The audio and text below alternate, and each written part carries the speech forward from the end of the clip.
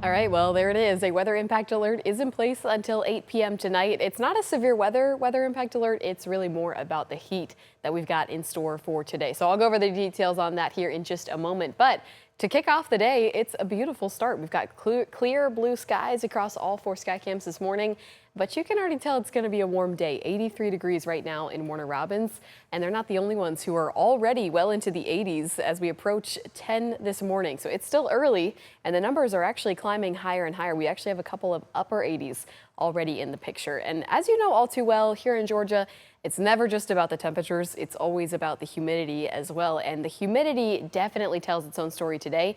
This dark green color here indicates truly muggy conditions. And I mean, there is no lack of dark green on this map. The dew points are in the upper 70s, which is extremely high, and we have a lot of humidity in our area. So because of that, the feels like numbers in some spots are already in the triple digits. It's already feeling like 101, 102 over in Wrightsville and in Dublin.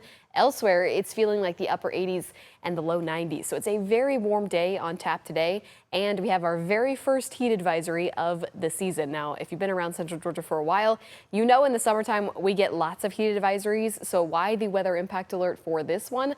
It's the first one of the year. I wanted to go ahead and throw it on people's radar that we do have to start thinking about how heat will impact our health and safety as we go throughout the rest of the summer. So every county for today is in this heat advisory until 8 p.m. tonight. It means that the feels like numbers are likely going to hang out around 105 for the rest of the afternoon. So really, really hot. If you can, take breaks from being outdoors and definitely make sure you're hydrating all day because heat will be the big story, even though the actual high temperature today will only be in the mid 90s. As you've already seen on the feels like numbers, we're going to feel a lot hotter than that through the rest of today. There could be some relief in the form of a pop-up shower or storm later today, but I just don't think everybody is going to see something.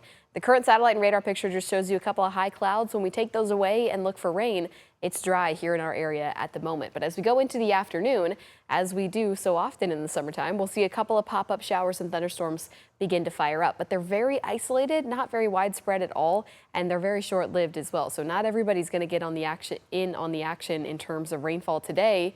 But you got a better chance as we head into Sunday and into the early work week. We still have scattered rain chances, pop-up stuff in the afternoon.